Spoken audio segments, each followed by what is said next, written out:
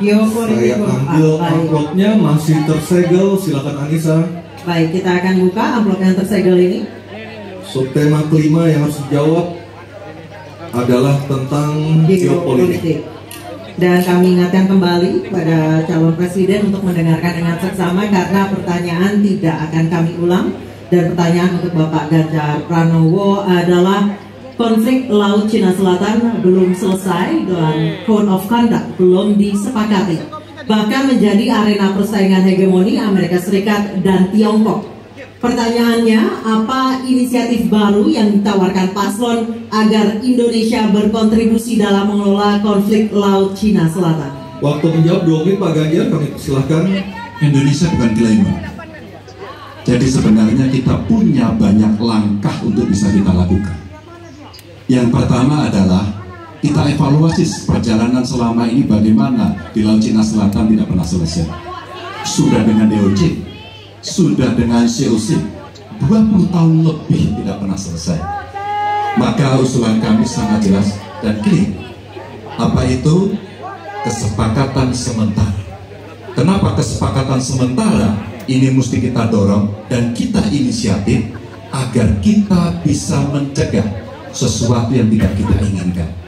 Kita tahu persis modernisasi peralatan di Tiongkok akan selesai di tahun 2027. Apa artinya?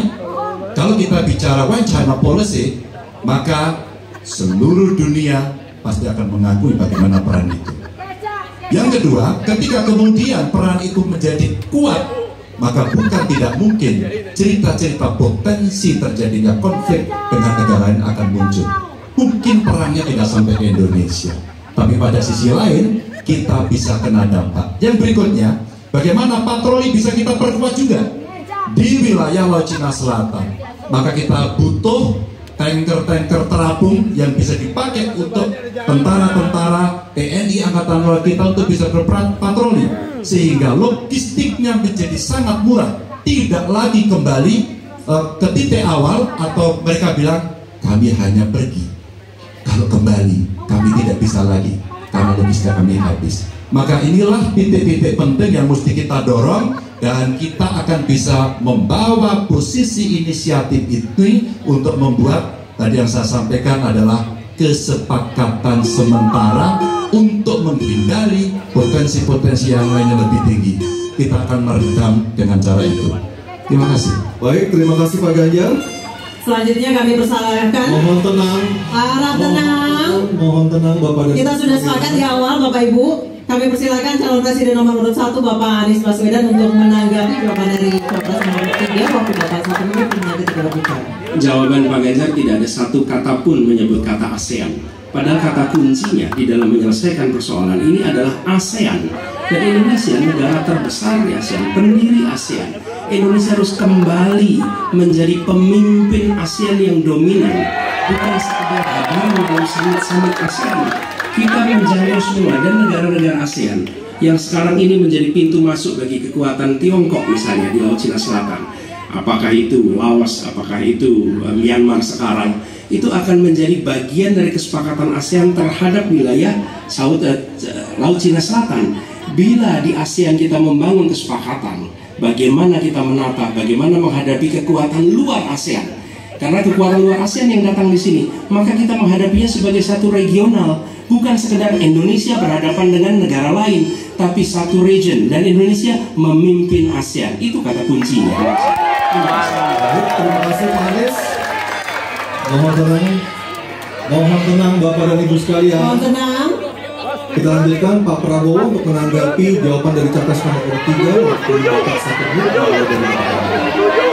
Jadi keadaan Laut Cina Selatan menggarisbawahi bahwa kita perlu kekuatan pertahanan yang kuat. Kita perlu platform untuk patroli, kita perlu satelit, kita perlu banyak sekali. Dan untuk itu pertahanan harus kita bangun.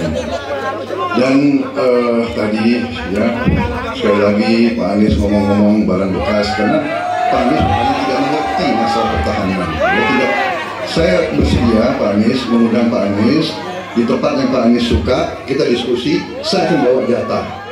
Saya akan bawa data yang sebenar-benarnya, ya. Jadi barang-barang bekas itu menurut saya menyesatkan rakyat. Itu Pak tidak pantas seorang profesor ngomong begitu, ya. Karena dalam pertahanan hampir 50% alat-alat dimanapun adalah bekas, tapi usianya masih muda. Jadi terima kasih. Baik, selanjutnya kita ini ada tenang, kita teruskan di awal. Kita kembali ke calon presiden nomor 3 Bapak Ganjar Pranowo untuk merespon tanggapan dari kedua capres. Bapak 1 menit silakan. Terima kasih Mas Anies juga. Saya tidak memberikan catatan ASEAN. Saya tahu persis pengambilan keputusan di ASEAN itu rumitnya minta ampun.